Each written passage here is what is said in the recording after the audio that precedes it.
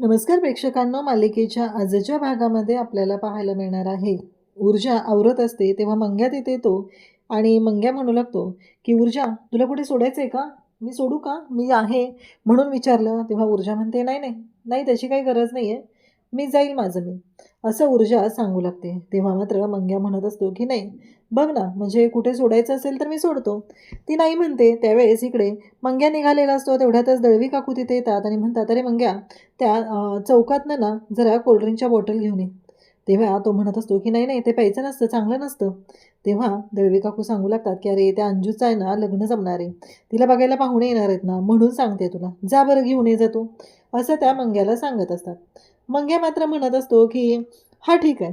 तेवढ्यातच त्याला समोरून शौर्य येताना दिसतो. आता शौर्य दिसल्यानंतर मंग्याच्या शिट्ट्याच वाजलेल्या असतात. मंग्याला खूप राग आलेला असतो. शौर्य मात्र ऊर्जाला फोनवर फोन करत असतो, पण ऊर्जाचा फोन सायलेंट असतो आणि ती घाईत असल्यामुळं तिच्या लक्षात आलेलं नसतं की तिला फोन येतोय. तेवढ्यातच तिथे मंग्या मुद्दामच मोठमोठ्याने ओरडून त्या दुसऱ्या काकू आहेत त्यांना सांगत असतो की आज ना ऊर्जा कुठे बाहेर जाणार नाही आहे, कारण तिला बघायला पाहुणे येणार आहेत. आज तिच्या लग्नाचं पक्कच होणार आहे. शौर्य म्हणतो, काय काय बोललास तू? तेव्हा मंग्या सांगतो की हो, तिला बघायला पाहुणे येणार आहेत, असं तो सांगत असतो. तेव्हा मात्र त्या काकू म्हणतात, अरे पण पूर्वा काही बोलली नाही अरे मला, म्हणजे हे सगळं कधी ठरलेलं आहे, नक्की काय झालेलं आहे आणि कधी येणार आहेत पाहुणे बघायला, अशा अनेक गोष्टी चालू झालेल्या असतात. तेव्हा मात्र तो म्हणत असतो, मी अंजूला सांगितलं, ऊर्जाला कुठं सांगितलंय मी, आणि मी का म्हणेल ऊर्जाला बघायला पाहुणे येणार आहेत, असं तो म्हणत असतो. तेव्हा त्या म्हणतात की अरे, आत्ता काही वेळापूर्वी तू बोलला होतास की ऊर्जाला बघायला पाहुणे येणार आहेत, आणि आत्ता तर तू नाही म्हणतोयस. हे सगळं काय आहे? या सगळ्याचा काय अर्थ आहे? असं तो म्हणू लागतो.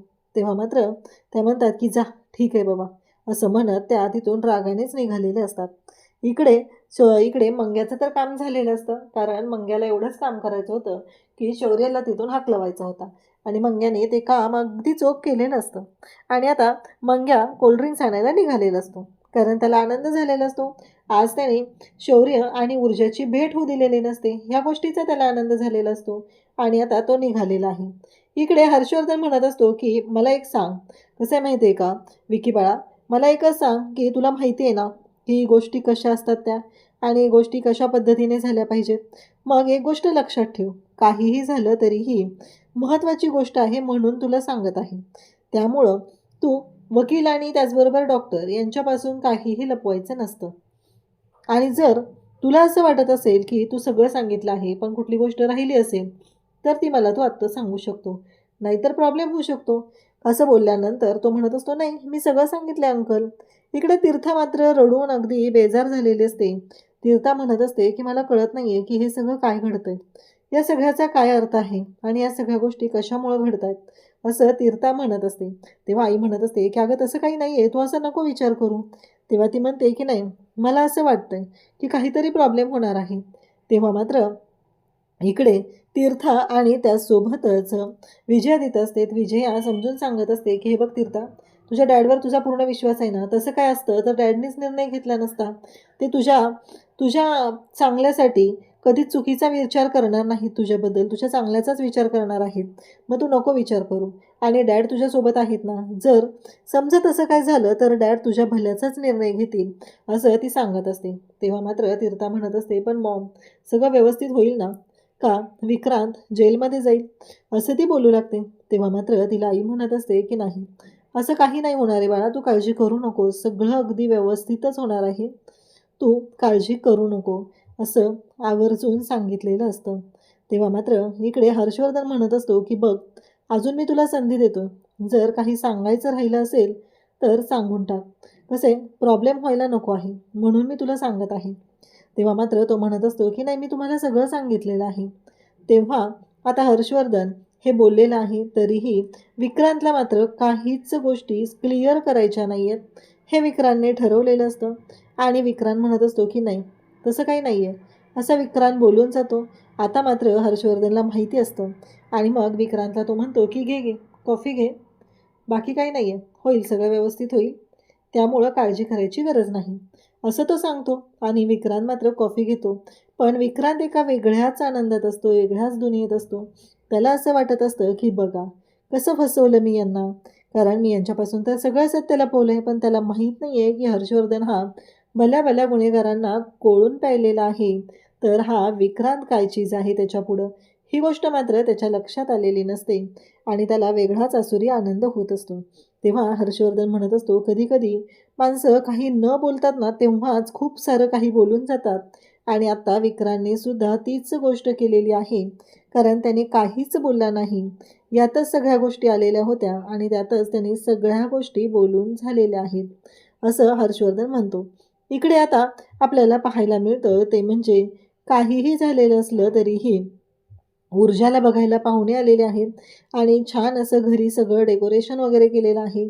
ऊर्जासुद्धा छान तयार झालेली आहे आणि ऊर्जा तयार होऊन आता पाहुण्यांच्या पुढे आलेली आहे. त्यांच्याशी बोलत असते. आई तिला सांगत असते की जास्त काही बोलायचं नाही आहे, पण ऊर्जाचा स्वभाव आपल्याला माहिती आहे की तो कसा आहे.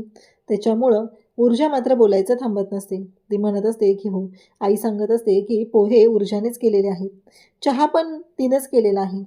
तेव्हा मात्र ऊर्जा म्हणत असते की हो, मीच केलं आहे, मला चहा खूप आवडतो आणि चहासोबत खारी खारी असली ना की बरं वाटतं. चहासोबत खारी हे कॉम्बिनेशनच खूप जबरदस्त आहे, असं ते बोलत असतात. आणि त्याच वेळी इकडे पाहायला मिळतं ते म्हणजे एवढ्या सगळ्या गोष्टी घडत असतात आणि ऊर्जा मात्र विचार करत असते की हे सगळं काय चाललंय, मी काय करते.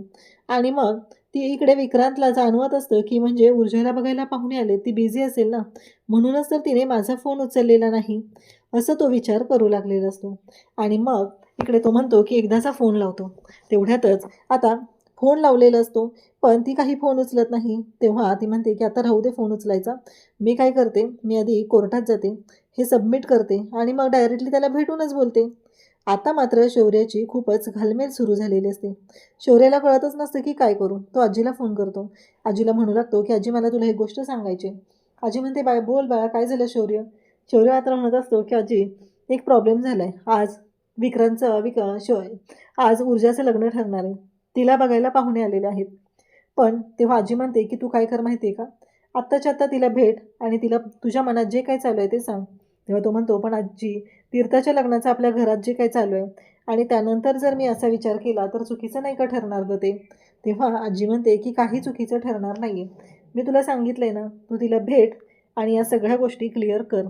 तेव्हा मात्र इकडे आला, आजीने सांगितलेलं आहे त्या पद्धतीने शौर्य विचार करू लागतो आणि ऊर्जा त्याला फोन करते. ऊर्जाला तो म्हणतो की काय झालं, आणि ऊर्जा म्हणते की तुला किती वेळा सांगितलं होतं मला फोन करायचा नाहीस, मग तू सारखा सारखा फोन का करतोस रे. तेव्हा शौर्याला खरं तर वाईट वाटलेलं असतं. ऊर्जा पटकन बोलून गेलेली असते. त्यानंतर जेव्हा गोष्टी घडत असतात तेव्हा मात्र आता शौर्य तिथे टपरीवरती चायचुईवाल्याच्या बसलेलं असतो. तेव्हा ऊर्जा तिथे येते आणि ऊर्जा तिथं येऊन शौर्याला पाहते, तर खारीवालासुद्धा त्याला विचारत असतो की मॅडम आल्या नाहीत का. तेव्हा तो म्हणतो की नाही, येतील आता. आणि तेवढ्यात ऊर्जा तिथे येते. शौर्य डिस्टर्ब झालेला असतो. त्याने आता ठरवलेलं असतं की काहीही झालं तरीही मी ऊर्जाला सगळं मनातलं सांगणार आहे, कारण आजीने त्याला सांगितलेलं आहे, आता जर तू बोलला नाही आणि उद्या वेळ निघून गेली, तिचं लग्न झालं आणि नंतर जर जाऊन तू तिला म्हणाला आणि तिनं म्हणाली तू मला बोलला असतास तर मी तुझ्याशी लग्न केलं असतं, तर मग काय करणार आहेस, हा मोठा प्रश्न उभा राहिलेला असतो. आणि आता मात्र शौर्य हा ठरवून टाकतो. ऊर्जा तिथे येते. ऊर्जा म्हणते, अरे तुला पण खारी आवडायला लागली आहे. तेव्हा तो म्हणतो की हो, ज्या गोष्टी तुला आवडतात त्या सगळ्या गोष्टी मला आवडायला लागल्यात. आता ही बघ ना खारीच, जेव्हा एवढी म्हणजे तिचं स्ट्रक्चर वेगळं आहे, त्याचबरोबर हा चहा त्याचं वेगळं आहे, पण तरीही जेव्हा हे दोघं एकत्र येतात तेव्हा एकरूप होऊन जातात. ही खारी त्या चहामध्ये बुडवली की ती एकरूप होऊन जाते. तेव्हा ऊर्जा म्हणते, शौर्य काय झालंय तुला, काय झालंय. तेव्हा शौर्य म्हणत असतो की नाही, तसं काही नाही आहे, पण मी एक आपलं सांगत आहे. तेव्हा तो म्हणतो की आय लव्ह यू ऊर्जा, माझं तुझ्यावरती प्रेम आहे. जेव्हा मी तुला पहिल्यांदा भेटलो तेव्हाच मी तुझ्या प्रेमात पडलेलो आहे. मी तुझ्याशिवाय नाही जगू शकत.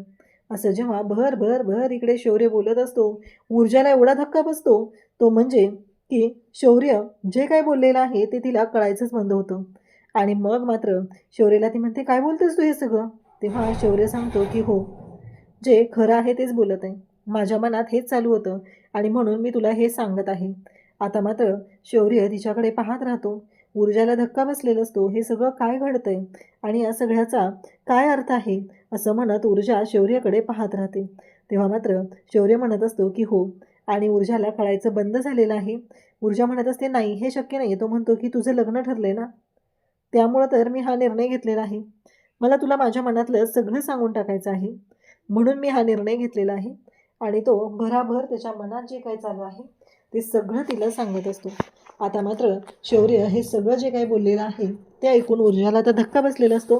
आणि ऊर्जा म्हणत असते की हे सगळं काय घडतंय, शौर्याने हे सगळं काय सांगितलंय आणि तो काय बोलून बसलाय माझ्या पुढे, असा विचार ऊर्जाच्या डोक्यात सुरू झालेला असतो. ऊर्जा मात्र शौर्याने मात्र भराभर त्याच्या मनात जे काही चालू आहे ते बोलून दाखवलेलं असतं आणि ऊर्जाला मात्र धक्का बसलेला असतो.